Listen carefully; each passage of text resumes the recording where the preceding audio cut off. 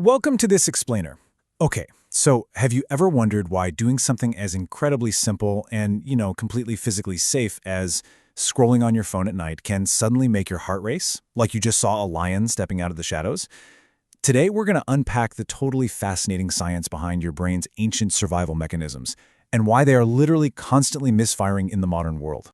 We've absolutely all been there. You're lying in bed, you're perfectly safe, comfortably tucked under the covers, and you read a post or an opinion on a screen that you just fundamentally disagree with. Instantly, your chest tightens up, your breathing gets shallow, and your heart rate spikes. It feels entirely disproportionate, right? Like, why on earth does an opposing opinion trigger a genuine physical panic response? Well, here's the massive paradigm shift we really need to start with. That reaction you're having, it is not a glitch. It's a feature. It is a perfectly functioning 2 million-year-old survival mechanism that's just kind of running quietly in the background of your mind. So let's dive into the physical hardware inside your head to figure out exactly why this happens. Because beneath every rational, modern thought you believe you're having, a much older system is constantly calculating threats. Section 1. The late-night glitch, the geological strata of the brain.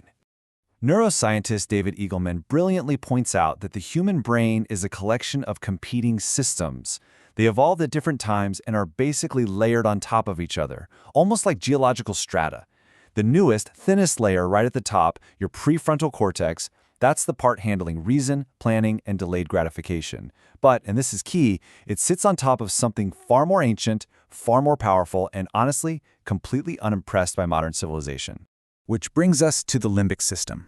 This ancient hardware really doesn't care that you're safe in your bed. It totally lacks the capacity to understand abstract modern concepts like, say, paying rent, sitting in endless traffic, or getting a passive-aggressive email from your coworker. It only understands one single objective: survive the next 5 minutes. Section 2. Your ancient survival hardware, the blink of an eye. To really understand why this ancient limbic system hijacks your body, we need to zoom out. Look at how incredibly fast our environment has changed compared to our underlying biology. Evolutionarily speaking, the world basically changed in a blink. The entire span of recorded human history is less than half of 1% of the time our species has existed. Agriculture? Only 12,000 years old. Cities are even younger than that. And the internet? It's barely a breath. Your brain has simply had absolutely zero time to catch up to modern life. Let's look at how this plays out socially. Anthropologist Robin Dunbar spent decades discovering that our brains actually evolved to track around 150 people.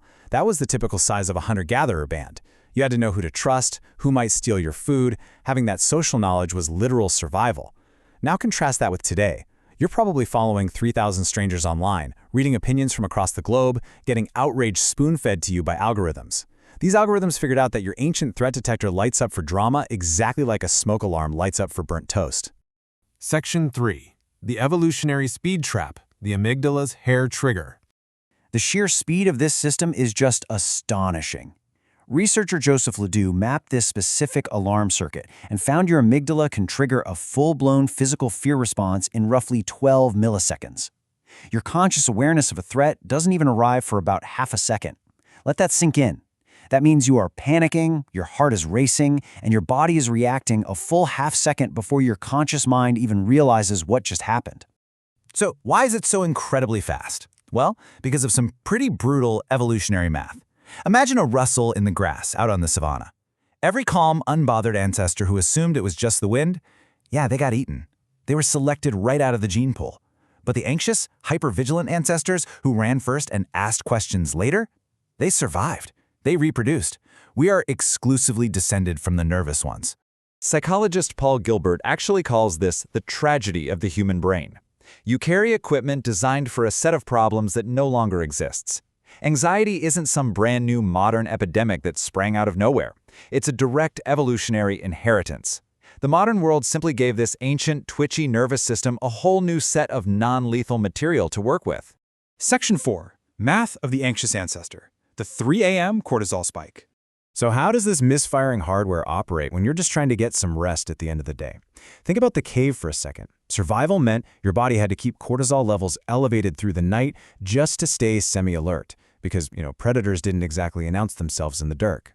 Today, you're sleeping in a safe, temperature-controlled, locked room, and yet your brain still spikes your cortisol at 3 a.m. It literally never got the memo that the predators are gone, so it wakes you up. And if there are no real threats around, it just manufactures them. It digs up a conversation from 3 weeks ago or a decision you have to make next month. To your brain, it would always rather be wrong and alive than right and dead. And boy, does it weigh those perceived threats heavily. Psychologists Daniel Kahneman and Amos Tversky documented our negativity bias, showing that humans weigh a loss roughly twice as heavily as an equivalent gain. That's why a critical comment stings for days, but a compliment fades in minutes. Why? Because in our ancestral environment, missing a reward just cost you a meal or an opportunity. But missing a threat, that cost you your life. The math was never going to be equal. Section 5. Social Death in the Cave. The Pain of Rejection. Now, let's see how this ancient survival math plays out in your modern social life and your digital interactions. Back in the cave, being rejected from your group was a literal death sentence. Humans just didn't survive alone. If you were cast out, you faced starvation and predators. Today, a modern rejection, like, say, an unliked comment or getting left off a calendar invite, triggers that exact same genuine survival alarm. UCLA researcher Naomi Eisenberger actually found something totally astonishing about this. The exact same neural circuits that process physical pain also process social rejection. Your brain literally does not distinguish between a broken arm and being left out of a social event. In the cave, your place in the hierarchy determined who ate and who was protected. So your brain is automatically constantly calculating your social standing based on tiny little signals, like who got the loudest laugh in a meeting, because it genuinely thinks your physical survival depends on it. Section 6. Reframing the false alarm. You are not broken. Here is where it gets incredibly interesting, and where we can actually start to change our relationship with these overwhelming, frustrating responses. Now, knowing this science doesn't suddenly change your biology, but it definitely changes how you view yourself. When your chest tightens up during a minor argument, or you lie awake rehearsing a conversation over and over, you're not weak, you're not broken. It isn't a character flaw. You're simply running 2-million-year-old software on a 21st century problem. Psychologist Lisa Feldman Barrett argues that the brain is fundamentally a prediction machine. It actively guesses what's going to happen next based on everything you've experienced. The strange loop we live in, though, is that most of its evolutionary reference material comes from a world of scarcity and physical danger that just no longer exists. So it keeps preparing your body for physical fights you will never actually have. So the crucial takeaway is this. Trying to just turn off the cave brain is an impossible goal. You cannot override your own biology. The actual solution here is self-understanding. The anxiety that spikes right before a public speech, or the sensitivity that makes you read a room so well, those aren't bugs to be fixed. They're ancient survival gifts. They're just operating in the wrong era. Tonight, when the sun goes down and your thoughts start to spiral and your body tightens around a notification or a memory that is not actually a real threat, you can just pause. You can calmly recognize what is happening.